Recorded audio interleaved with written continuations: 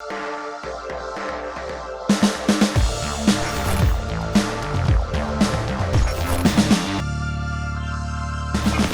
à toutes et à tous et bienvenue chez les Chroniques du Commander. Je suis Ragun et cette semaine on part sur Kamigawa pour découvrir ensemble les cartes les plus intéressantes pour le Commander. Commençons aujourd'hui avec les communes et peu communes de l'extension Kamigawa, la dynastie du néon.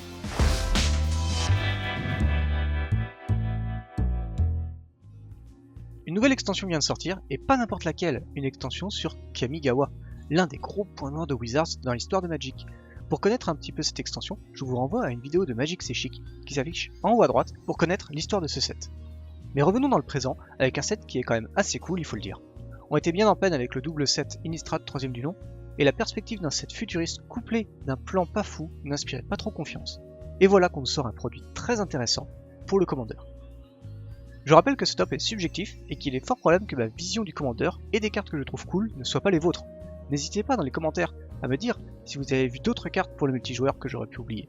Pour un aspect plus compétitif, n'hésitez pas à aller voir mon top consacré au Duel Commander pour voir d'autres cartes de l'extension, viables pour du 1 contre 1, mais qui peuvent tout à fait se retrouver dans un jeu se battant contre 3 adversaires.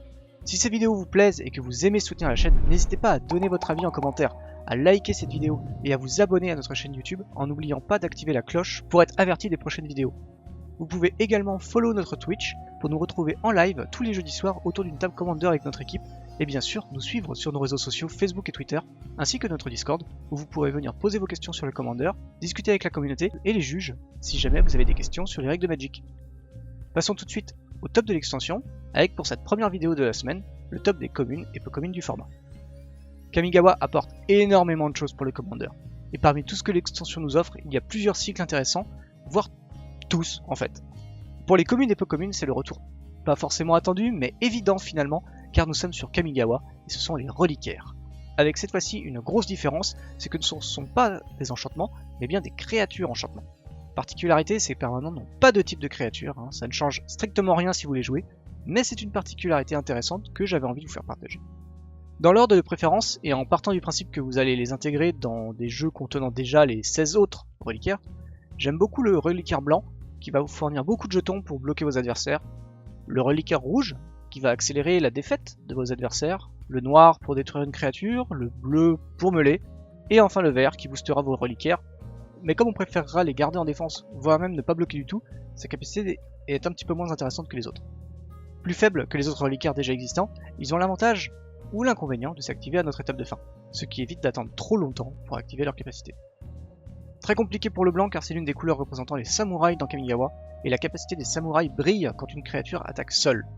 Peu pratique pour le Commander, j'ai malgré tout trouvé deux cartes qui me semblent assez plaisantes. La chute du Seigneur Konda, petite saga qui élimine une créature adverse définitivement, pour ensuite se transformer en une 1-3 qui se rentabilisera si jamais elle devait mourir. Le samouraï béni par les cieux. Une 4-4 vol pour 7, c'est un petit peu osé, même en Commander, mais son coût se réduit en fonction du nombre d'enchantements que l'on contrôle. Les jeux enchantements deviennent très agressifs maintenant, et avec un build adapté, vous pourrez poser sans souci cette 4-4 au tour 3. Beaucoup plus de choses pour le bleu. Je retiens le spécialiste en duplication. Un peu cher à jouer c'est vrai, mais qui promet de superbes choses avec sa capacité à copier les artefacts non jetons qui arriveront sur votre champ de bataille. Le set n'est initialement pas adapté pour les artefacts, mais le côté cyberpunk de l'extension en apporte finalement beaucoup. En parlant d'artefacts, j'ai repéré la pieuvre d'acquisition, qui est une créature équipement qui vous fera piocher si elle touche un adversaire. Et le coût de reconfiguration n'est pas très élevé pour le gain qu'elle offre. Également pour vos jeux artefacts, le vol de la réalité, qui peut ne coûter que 2 mana bleus et vous faire piocher 2 artefacts. La carte n'est même pas rare, alors que son original est rare et banni dans plusieurs formats de Magic. Nul doute que cette carte intégrera plusieurs jeux. Une petite dernière pour la fin, et celle qui me semble la meilleure peu commune du bleu pour le Commander, contempler l'innommable. Cette carte fait absolument tout. Déjà quand elle arrive, elle vous donne un tour de table gratuit, puisque vos adversaires ne pourront pas vous attaquer, ou alors si, mais avec une force considérablement amoindrie. Elle vous permet au second tour de piocher soit 4 cartes, soit 2 cartes, et enfin d'avoir une créature avec de l'évasion sur le champ de bataille. La carte est vraiment fantastique. Deux petites cartes pour le noir qui m'ont fait de l'œil, le Fouineur des Tréfonds qui a quelques défauts et restrictions, mais compensé par une défense assez solide et la promesse de créer quelques trésors. La carte pourra compléter d'autres cartes du même genre, et ainsi offrir une base beaucoup plus stable à vos decks, jouant déjà sur le sacrifice. Une autre saga vraiment top pour le Commander, les longs confins de la nuit. Elle va nous permettre de gérer le board adverse, ou leurs mains, pour finir avec une créature solide qui, pour peu que vos adversaires jouent un peu de créature, infligera des dégâts non négligeables à vos adversaires. Beaucoup de cartes agressives pour le rouge, meilleures dans les formats classiques ou en limité, mais il y a malgré tout de petites choses convenables pour le commander. Le fondeur de Sokenzan, petite 2-2 pour 2 avec un effet de sacrifice d'artefact vraiment très agressif, et fonctionnel dès son arrivée de jeu pour peu que l'on possède un peu de mana. Et le jeton ne quitte pas le champ de bataille à la fin du tour, ce qui est loin d'être anecdotique. Autre carte un peu sympa pour les parties longues, le réacteur de Brand Dragon.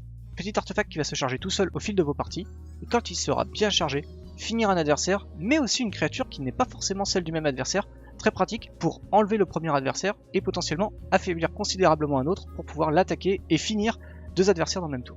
Les amateurs de Voltron aimeront le Tromper dans la solitude.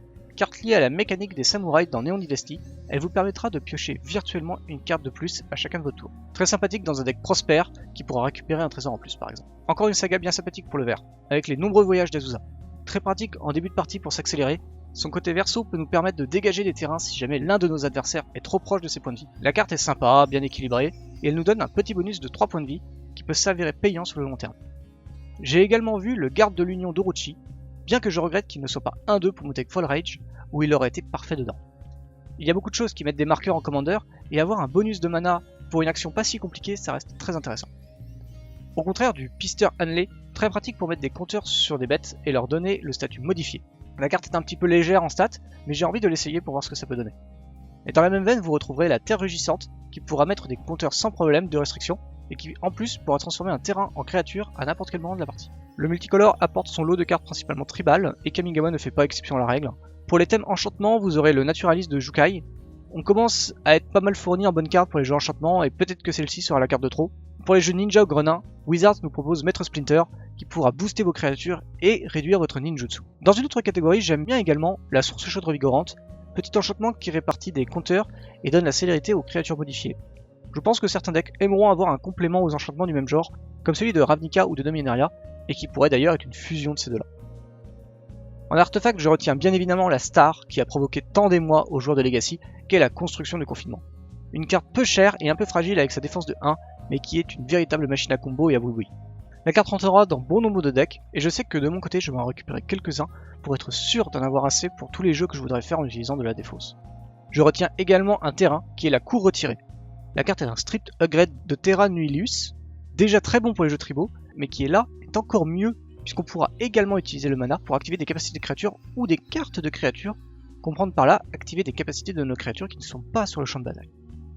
Et voilà, c'est fini pour ce top qui est je crois l'un des plus longs que j'ai pu faire jusqu'à présent. Il faut dire que l'extension foisonne de pépites et j'en ai sans doute oublié quelques-unes. N'hésitez pas à me dire en commentaire ce que vous avez pensé et si vous préférez que j'en fasse moins la prochaine fois. On se retrouvera d'ici mercredi prochain pour la suite de ce top qui sera consacré aux rares et mythiques de l'extension Kamigawa Neon Dynasty pour le Commander. Je vous souhaite à toutes et à tous une très bonne journée et je vous dis à très bientôt chez les Chroniques du Commander. Bye bye!